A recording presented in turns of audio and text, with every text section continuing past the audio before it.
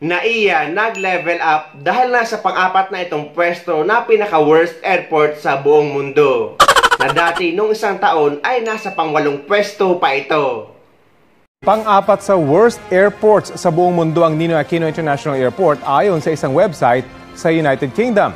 Sa pag-aaral na ginawa ng businessfinancing.co.uk, nakakuha ng 2.78 score ang NAIA sa rating ng 1 to 10.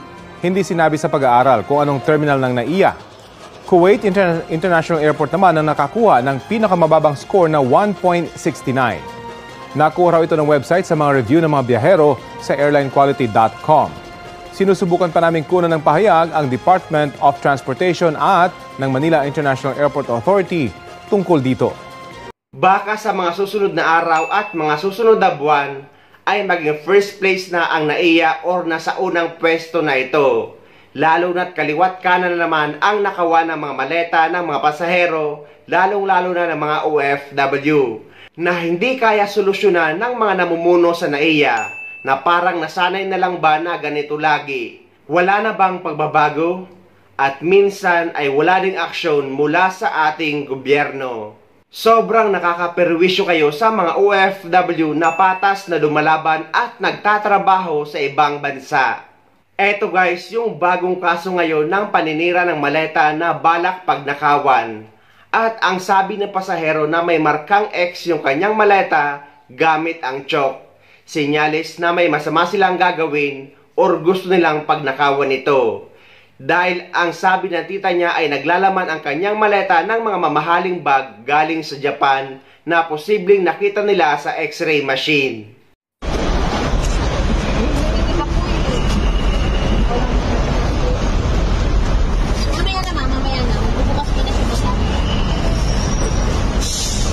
Diyan mo na ilapat. Diyan mo na ilapat sa likod. Akyat mo na muna yan, dilaw. Jamie, dito. Ito yung isa nakapaganyan yan. Nakapaganon. Jamie!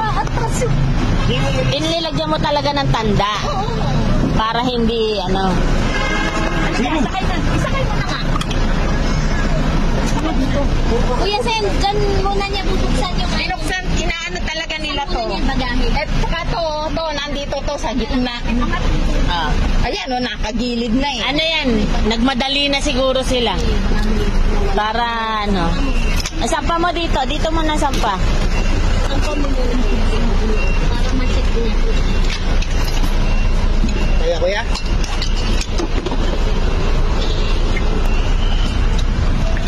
Sige, susian mo na.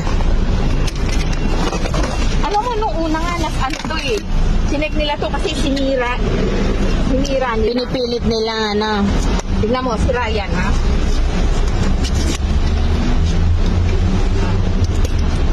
Ayan, oh. Sabi ko nga eh. Tinatanggal. Ang masakit lang ay paulit-ulit itong nangyayari, ngunit wala pa ring aksyon or walang natatanggap na aksyon ang mga OFW na nakakaranas nito. Kaya minsan ay nakakamiss yung ganitong gobyerno na dati nakatanggal ng tanimbala modo sa NAIA.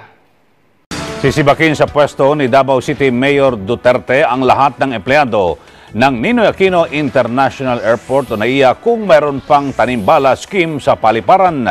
Ang nasabing pahayag ay ginawa isang araw matapos ang halalan at manguna sa bilangan si Duterte.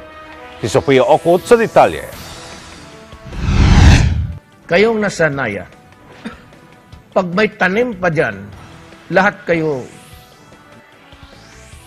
Ito ang babala ni Davao City Mayor Rodrigo Duterte laban sa mga empleyado ng Ninoy Aquino International Airport hinggil sa isyu ng tanimbala.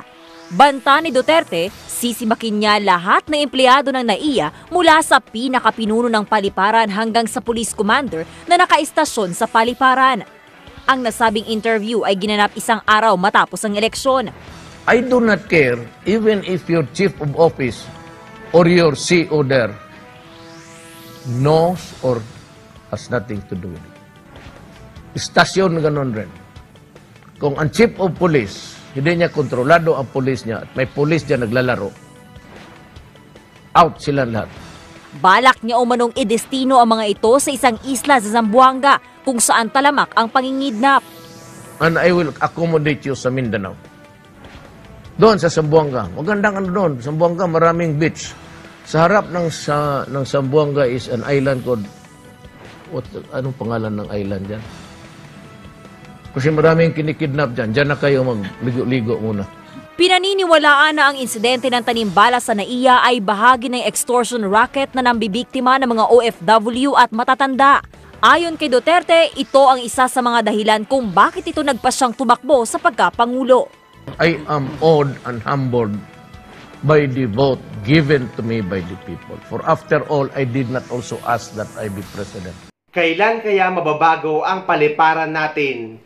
Sa ibang bansa, kapag nagreklamo ka at nakita nila na may sira ang maleta mo, ay babayaran ka pa nila.